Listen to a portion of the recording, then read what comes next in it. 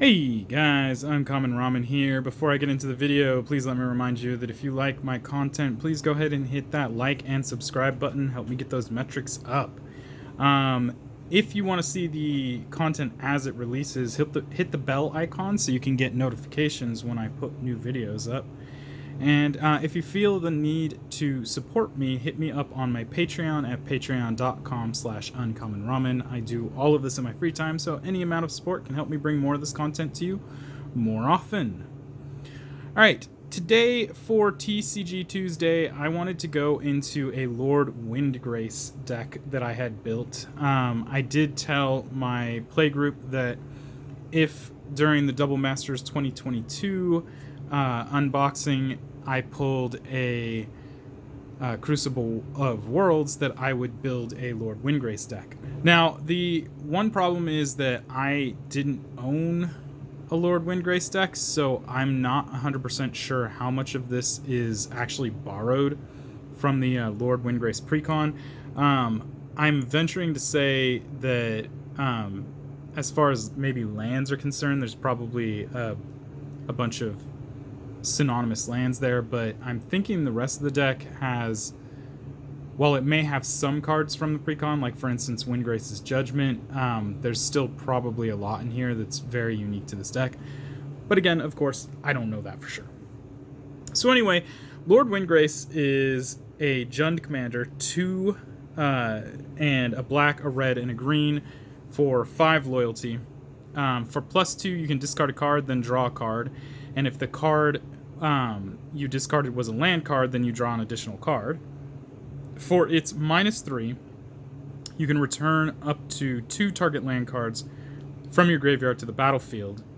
And for its -11, you can destroy up to 6 target non-land permanents, then create 6 2/2 green Cat Warrior creature tokens with Forest Walk.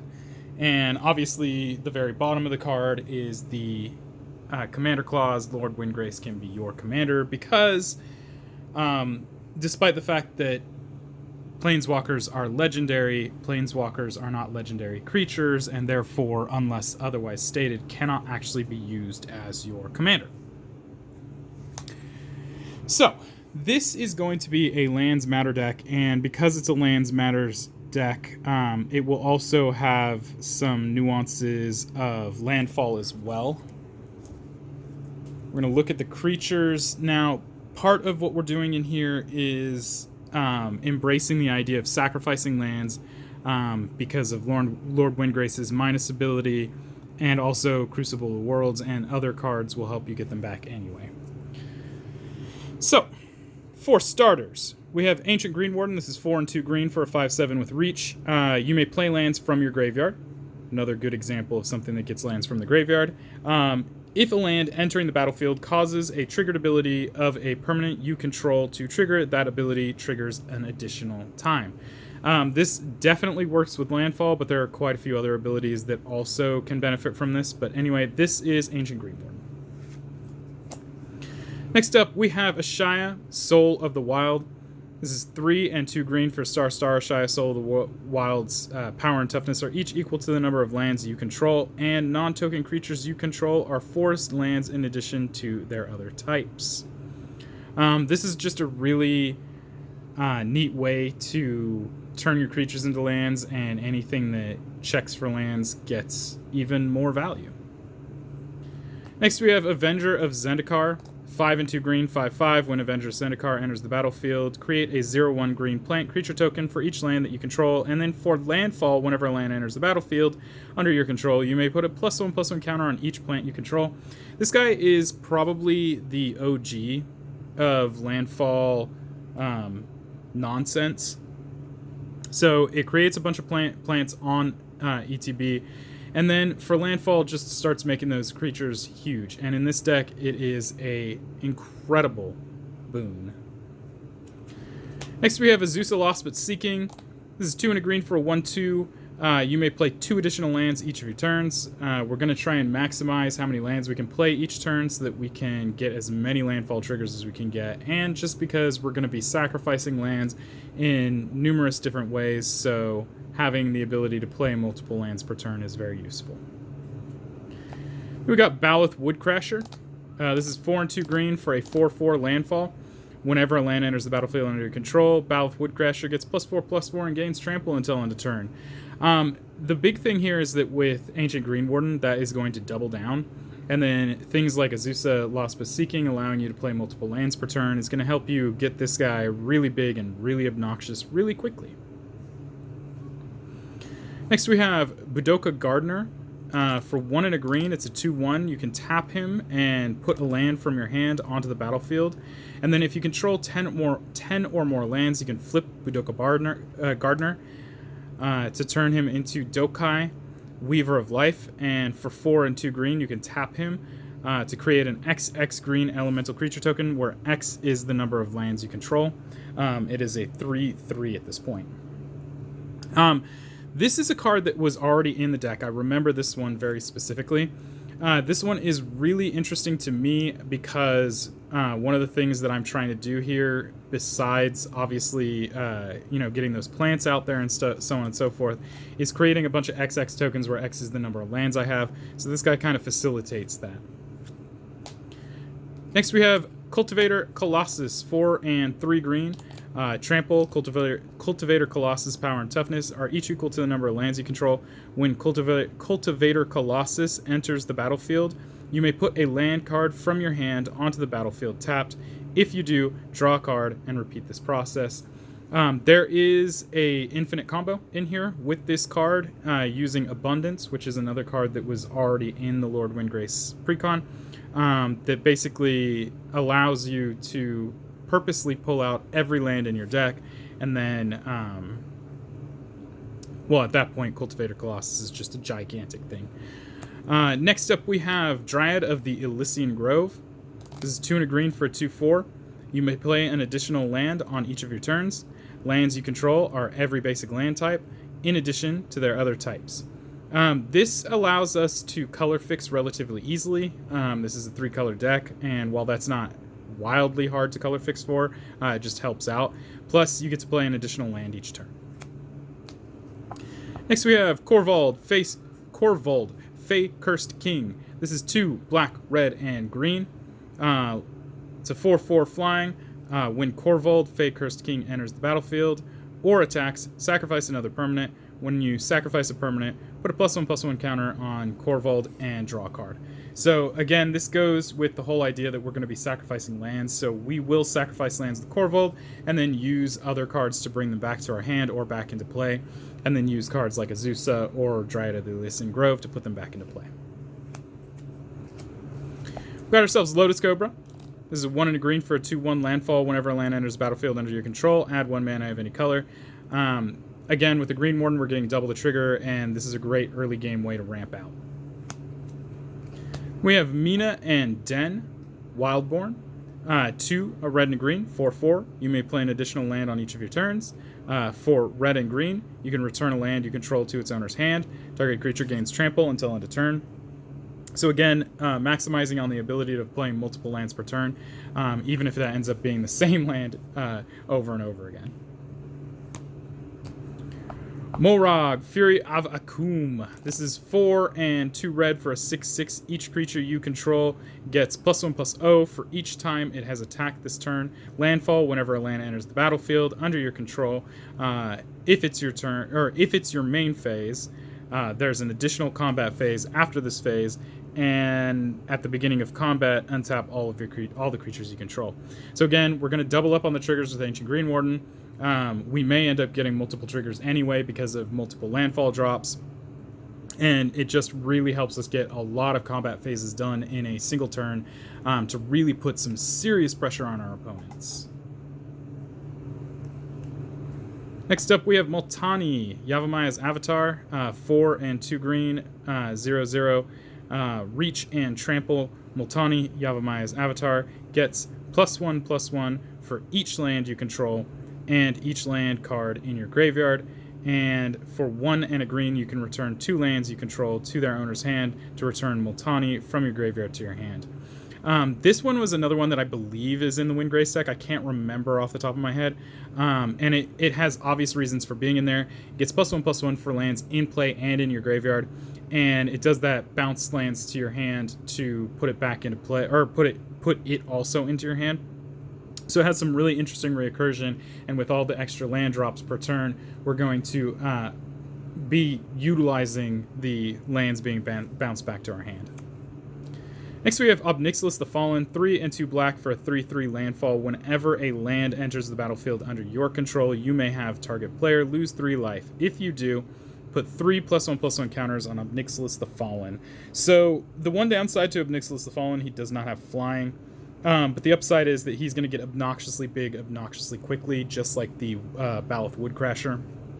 And more importantly, your opponent's, or I guess target opponent, loses 3 life every time a land hits the table. So again, super good. Next we have Omnath, Locus of Rage. This is 3, 2 red and 2 green. Landfall, whenever a land enters the battlefield under your control, create a 5/5 red-green elemental creature token, and whenever Omnath, Locus of Rage, or another elemental you control dies, Omnath deals 3 damage to any target. It's a 5/5. This, again, is another one that I believe is in the deck, but I don't remember. The important thing here, again, with the landfall, we're going to double up on those triggers. But we have this other really neat trigger that says that whenever an elemental you control, including Omnath, dies, Omnath will deal 3 damage to any target. We're going to be creating elementals pretty heavily through the Bidoka, not to mention there are quite a few just regular elementals in this deck already. So this is a really cool synergy. Next we have Oracle of Moldiah. This is 3 and a green for a 2/2. You may play an additional land on each of your turns. Play with the top card of your library revealed, and you may play the top card of your library if it's a land card. So again, we're getting more of that additional lands per turn, and in this case, we also get to play lands from the top of our library, which just makes it that much more fun. Next we have Phylath, World Sculptor. This is 4, a red and a green for a 5/5. Whenever Phylath, World Sculptor, enters the battlefield, create a 0/1 green plant creature token for each basic land you control.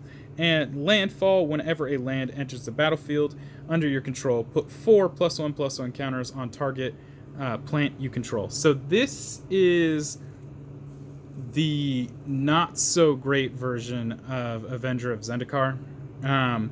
It has a very similar ability, only it looks for basic lands, and it has a very similar landfall, only it only gives it to 1 single plant, and it gives it 4 +1/+1 counters.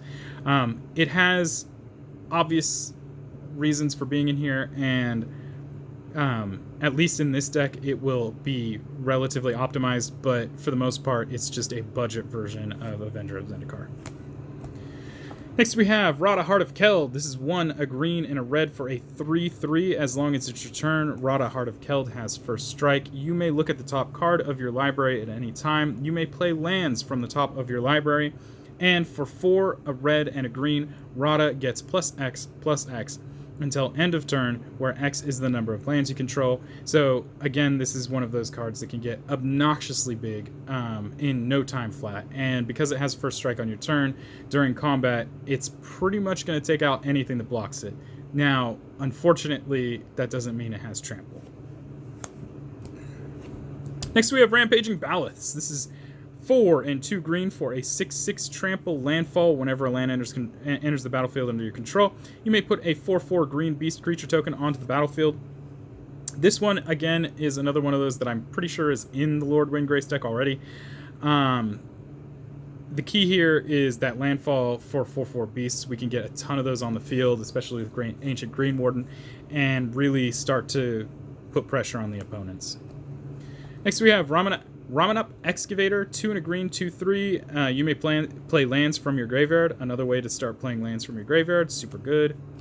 Next we have Rubble Hulk. This is 4, a red and green for a star. Rubble Hulk's power and toughness are each equal to the number of lands you control. Has Blood Rush for 1, a red and a green. Discard Rubble Hulk. Target attacking creature gets +X/+X this turn, where X is the number of lands you control. So it doubles up. You can either use it from your hand as kind of an instant that gives +X/+X, or you can just cast it for a giant creature. Really your choice. It can be a good way to outright shut an opponent out of the game. Next we have Soccer Tribe Elder. This is 1 in green. Sacrifice Soccer Tribe Elder. Search your library for a basic land card. Put that card onto the battlefield tapped, then shuffle your library. It's just a 1/1. It's basically rampant growth on legs. Next we have Scoot Swarm. Scoot Swarm was not originally in the Lord Windgrace deck. In fact, I'm pretty sure Scoot Swarm came out sometime after Lord Windgrace did. But they had what was called Scoot Mob, and Scoot Mob basically says that when a land enters the battlefield under your control, if you control, I believe, 6 or more lands, you get to put 4+1/+1 counters on Scoot Mob or something like that. It was kind of nuts. This one is more of a swing wide strategy as opposed to making a single creature big. Scoot Swarm is 2 and a green for a 1/1 with landfall. Whenever a land enters the battlefield under your control, create a 1/1 green insect creature token. If you control 6 or more lands, create a token that's a copy of Scoot Swarm instead. And the copy of Scoot Swarm is where it gets really crazy, because then on the first turn you get one other copy of Scoot Swarm, but the next time you get 2 copies, the next time you get 4 copies, and so on and so forth, and it just gets really out of hand. Next we have Springbloom Druid. This is 2 and a green for a 1/1. When Springbloom Druid enters the battlefield, you may sacrifice a land. If you do, search your library for up to 2 basic land cards, put them onto the battlefield tap, then shuffle your library. Again, just sacrificing those lands. It's basically a walking harrow. Tireless Provisioner, 2 and a green. It's a 3/2, has landfall. Whenever a land enters the battlefield under your control, create a food token or a treasure token. This is just a downright fantastic landfall trigger, because if we're creating the food token, then we have a way of gaining life back. If we're creating the treasure token, then we have that much more extra mana on the battlefield. Next we have Titania, Protector of Argoth, 3 and 2 green for a 5/3. When Titania, Protector of Argoth, enters the battlefield, return target land card from your graveyard to the battlefield. When a land you control is put into a graveyard from the battlefield, create a 5/3 green elemental creature token. Just again creating that token army. We got Ulvenwald Hydra, 4 and 2 green. Star Reach. Ulvenwald Hydra's power and toughness are each equal to the number of lands you control. When Ulvenwald Hydra enters the battlefield, you may search your library for a land card, put it onto the battlefield tap, then shuffle your library. It ramps you, and it's obnoxiously big, and it has reach. I mean, it's just too good not to have. And then finally, we have Worldbreaker. This is 6 and a green for a 5/7 Devoid. When you cast Worldbreaker, exile target artifact, enchantment, or land, and then it has reach. For 2 and a colorless, you can sacrifice a land, return Worldbreaker from your graveyard to your hand.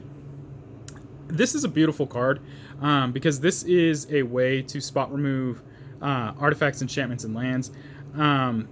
It's a 5/7 body with reach, and it has a sacrifice ability that allows you to bring it back from the graveyard to your hand so that you can cast it again for that exile ability. I just think this is a perfect addition for this deck. Next, we're going to take a look at instants. Starting with Beast Within. I don't know any green deck that I have that doesn't have Beast Within in it, because it's just that good. 2 and a green, destroy target permanent. Its controller gets a 3/3 beast creature token. Green beast creature token. Crop rotation. 1 green. As an additional cost to cast this spell, sacrifice a land. Search your library for a land card. Put that card onto the battlefield, then shuffle your library. Really, honestly, this is just a interesting card because it searches for a land card, does not have to be a basic land card, and it has the sacrifice land clause in there, so even more ways to bring or put lands into your graveyard. Next we have Death Sprout. This is 1, 2 black, and a green. Destroy target creature. Search your library for a basic land card. Put that card onto the battlefield tapped, then shuffle your library.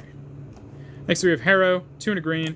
As an additional cost to cast this spell, sacrifice land. Search your library for up to 2 basic land cards. Put them onto the battlefield tapped, then shuffle your library.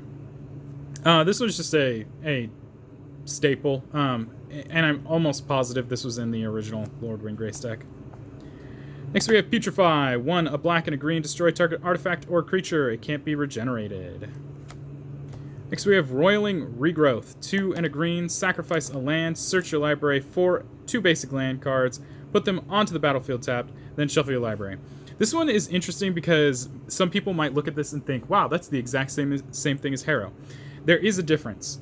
Harrow, as an additional cost, requires you to sacrifice a land, which means that when you tap the 2 and a green and play that card, you also have to sacrifice a land regardless of whether it gets counterspelled or not. Roiling Regrowth is different. Roiling Regrowth does not require that sacrifice as part of the cost, so if you cast Roiling Regrowth and an opponent counters it, then you don't actually have to sacrifice the land. So in truth, Roiling Regrowth is actually slightly better. And last we have Windgrace's Judgment. 3, a black and a green. For any number of opponents, destroy target non-land permanent that player controls. This is just a really nice kill spell to get rid of multiple threats at the same time. Next up is Sorceries. Sorceries are we're going to see our ramp suite. But starting off, we're going to have Brass's Bounty. This guy is 6 in a red. For each land you control, create a treasure token. So this is a really great way to get a lot of value really quickly. Next up we have Cultivate. 2 and a green. Search your library for up to 2 basic land cards. Reveal those cards. Put them 1 into your hand and 1 onto the battlefield tapped, and then shuffle your library. Then we have Decimate. 2, a red and a green. Destroy target artifact, target creature, target enchantment, and target land. This is a very odd card because in order to cast it, you have to be able to target all of those. Otherwise, you cannot cast this card. It does not say you may destroy target artifact, creature, enchantment, or land. It says destroy them. So because it doesn't have that you may clause, if there isn't a target available for this, you have to wait till there is a target available. Next up we have Explore. 1 and a green. You may play an additional land this turn, and you get to draw a card. So it's a nice cantrip that allows you to play an additional land. Early game, that's really good. As you get into the later game and you have all those cards that allow you to play additional lands anyway, it might not be as good, but definitely early game, very good. Next we have Explosive Vegetation. 3 and a green. Search your library for up to 2 basic land cards. Put them onto the battlefield tap, then shuffle your library. Then we have Far Wanderings. This is search your library for a basic land card, put it onto the battlefield tap, then shuffle your library. If you have Threshold, basically if you have 7 or more cards in your graveyard, instead search your library for up to 3 basic land cards, put them onto the battlefield tap, then shuffle your library. Again, this is one of those finicky cards. I talked about this last week as well. If it is early game and you have this, it's probably going to sit in your hand for a while. Because the value just isn't as good. You could play a Rampant Growth for better value. But again, this is one of those decks where we're going to be putting stuff in our graveyard as often as we can, and so getting that Threshold will be quicker than most normal decks, and therefore it'll unlock Far Wanderings for much better value. Next we have Farseek. 1 and a green. Search your library for a plains, island, swamp, or mountain. Put that card onto the battlefield tapped, and then shuffle your library. Next we have Kodama's Reach. 2 and a green. Search your library for 2 basic land cards. Reveal those cards. Put 1 into play tapped and 1 into your hand. Then shuffle your library. Next we have Lavalanche. This is X. A black, red, and green. Lavalanche deals X damage to target player or planeswalker and each creature that player or that planeswalker's controller controls. It's kind of like a board wipe, except it's player-centric. So, if there's one single player at the table that's really, really being a problem, here's your answer. Next we have Nahiri's Lithoforming. Yeah, Nahiri's Lithoforming. X and 2 red, sacrifice X lands where X and 2 red, sacrifice X lands. For each land sacrificed this way, draw a card. You may play X additional lands this turn. Lands you control enter the battlefield tapped this turn. This is really fantastic as far as a as far as drawing cards is concerned, especially if you have Raman-Up Excavator or Crucible of Worlds or any of those cards that allow you to play lands from your graveyard. Next we have Rampant Growth. 1 and a green. Search your library for a basic land card. Put that card onto the battlefield tap, then shuffle. And I like that it talks about Lord Windgrace here. Next, we have Splendid Reclamation, 3 and a green. Return all land cards from your graveyard to the battlefield tapped. Obviously, we have this in here because, you know, we're going to be sacrificing lots of lands. And finally, in the sorcery side of things, we have Worm Harvest. This is 2 and 3 hybrid green-black mana. You can create a 1/1 black and green worm creature token for each land in your graveyard, and then it has retrace. So to retrace it, you can cast it for its mana cost and also discarding a card in order to recast it. Next, we're going to take a look at artifacts. There are only 3 artifacts in this deck, and you can probably imagine why. We've got so much ramp that we don't necessarily need rocks. Starting with Crucible of Worlds. 3 colorless, you may play, or sorry, 3 generic mana. You may play lands from your graveyard. Seer's Sundial, 4 generic mana. Landfall, whenever a land enters the battlefield under your control, you may pay 2. If you do, draw a card. And finally, Soul Ring, 1 to tap for 2.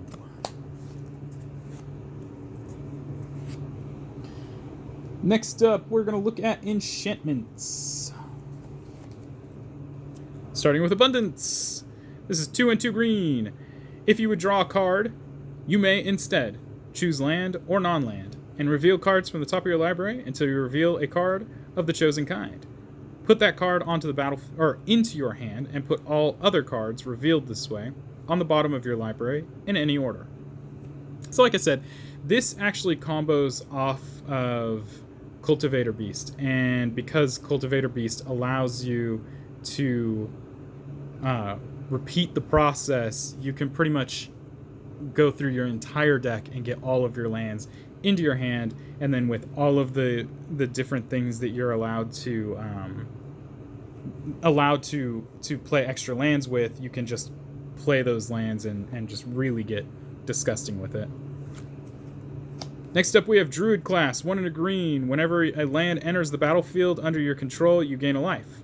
For 2 and a green, you can level it up. To add on, you may play an additional land on each of your turns. And then for 4 and a green, you can add the further text whenever this class becomes level 3. Target land you control becomes a creature with haste, and this creature's power and toughness are each equal to the number of lands you control. It's still a land.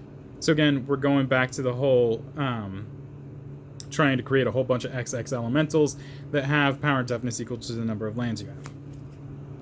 Next, we have Colony Heart Expedition. This is 1 and a green. Landfall, whenever a land enters the battlefield under your control, you may put a quest counter on Colony Heart Expedition and remove 3 of those quest counters from Colony Heart Expedition, sacrifice it, and search your library for up to 2 basic land cards. Put them onto the battlefield, tap, then shuffle your library. We have Retreat to Hagra, 2 and a black. Landfall, whenever a land enters the battlefield under your control, choose 1. Target creature gets +1/+0 and gains Death Touch until end of turn, or each opponent loses 1 life and you gain a life. Let's be honest what this is in here for. We want our opponents to lose life and we gain life. Then we have Retreat to Kazandu. Landfall, whenever a land enters the battlefield under your control, choose 1. Put a +1/+1 counter on target creature, or you gain 2 life. This one, you could use either. Obviously, the +1/+1 counter is what I'm really got this in here for. Let's make our creatures really powerful and make this deck really aggressive. Next up, we have Mending of Dominaria, 3 and 2 green for a saga.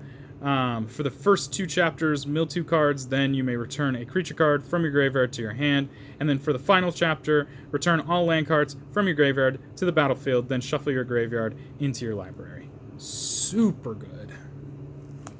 Next, we have Valakut Exploration. This guy's 2 and a red for a landfall. Whenever a land enters the battlefield under your control, exile the top card of your library. You may play that card for as long as it remains exiled. At the beginning of your end step, if there are cards exiled with Valakut Expedition, put them into their owner's graveyard. Then Valakut Exploration, I said Expedition, didn't I? Exploration, my bad, deals that much damage to each opponent. So with Green Warden, we're doubling up, so we can do up to 2 damage to each opponent. But either way, while this is in play, if you're not playing the cards that you're exiling, you're going to get a damage trigger to each opponent, and that's another way to get some incremental damage in. And then finally we have Zendikar's Royal. This is 3 and 2 green. Landfall, whenever a land enters the battlefield under your control, create a 2/2 green elemental creature token. Next up, we're going to take a look at Planeswalkers. We got 2 of them in here besides Lord Windgrace himself, starting with Nissa of Shadowed Bows. 2, a black and a green. Landfall, whenever a land enters the battlefield under your control, you get to put a loyalty counter on Nissa Shadowed Bows. For +1, untap a land you control. You may have it become a 3/3 elemental creature token with haste and menace until end of turn. It's still a land. And then for -5, you may put a creature card with converted mana cost less than or equal to the number of lands you control onto the battlefield from your hand or graveyard with 2 +1/+1 counters on it. This is super good in this deck, especially as things die, because your opponents are going to want to take them out as quickly as possible. Nissa of Shadowed Bows allows you to bring those guys back from the graveyard, and because we have landfall abilities that allow her to get loyalty counters, we don't necessarily need to uptick her as often as we may have needed to if she didn't have that landfall ability. The last Planeswalker is Ren and 7. This is 3 and 2 green for loyalty 5. The +1 ability, reveal the top 4 cards of your library. Put all land cards revealed this way into your hand and the rest into your graveyard. For 0, you can put any number of land cards from your hand onto the battlefield tapped. For -3, you can create a Tree Folk creature token with reach, and this creature's power and toughness are each equal to the number of lands you control. And for -8, you can return all permanent cards from your graveyard to your hand, and you get an emblem with you have no maximum hand size. So, again, it just plays super well into Lord Windgrace's abilities. Next, we're going to take a look at non-basic lands. There are a few of these. I would say a little over half of the lands are non-basic, which is a disservice to Phylath, but, you know, it kind of is what it is. Starting with Baron Moore, enters the battlefield tapped. You can tap for black, and it has cycling for black. Again, I have this in here so we can cycle it and then just get it back with other cards. Blighted Woodland, taps for colorless. You can also tap 3 and a green and tap it to sacrifice it to search your library for up to 2 basic land cards, put them onto the battlefield tapped, and then shuffle. Again, the sacrifice part, just so that we can get it back from our graveyard. Bachuka Bog, because there's black in the deck. Cinderglade. This is in here for the basic land typing, and it is red-green. Enters the battlefield tapped unless you control 2 or more basic lands. Command Tower, Evolving Wilds, sacrifice to search, and then you just keep doing that. Fabled Passage, sacrifice to search, and you just keep doing it. Forgotten Cave, in here to cycle, taps for red. Golgari Rot Farm is the bounce land for black-green. Gruul Turf is the bounce land for red-green. Jund Panorama, sacrifice to search, and then just keep doing it. Myriad Landscape, sacrifice to search, and then just keep doing it. Overgrown Tomb is the shock land for black-green, and it's in here also because of the basic land typing. Rakdos Carnarium is the bounce land for black-red. Riveteer's Overlook is similar to Jund Panorama, except that you don't have to tap it, it sacrifices itself as soon as it hits the battlefield, and you gain a life. Savage Lands is the Jund tap land. Temple of False God, taps for 2 as long as you have 5 or more lands. Terramorphic Expanse, sack to search, and then you just keep doing it. Tranquil Thicket, in here to cycle, but taps for green. And Ziatora's Proving Ground is the Triome for Jund, and counts as a Swamp Mountain Forest. And then finally, we're going to take a look at the basic lands. We have 1, 2, 3, 4, 5, 6, 7, 8, 9, 10, 11, 12 forests. 1, 2, 3 mountains. And 1, 2, 3 swamps. So that is the Lord Windgrace deck that I put together for Crucible of Worlds. Like I said, we're focusing on the idea of sacrificing the lands as often as possible for as much value as possible so that we can bring them back with things like Crucible of Worlds and other cards. Also using Lord Windgrace's ability, just so we can get as aggressive as possible with all of our little XX elementals and so on and so forth. And really just to take advantage of all those landfall triggers. That is it. If you have any questions or comments, leave those down below, but let's keep them positive. I will be removing any negative comments because we don't need that in here. And until next time, guys, peace.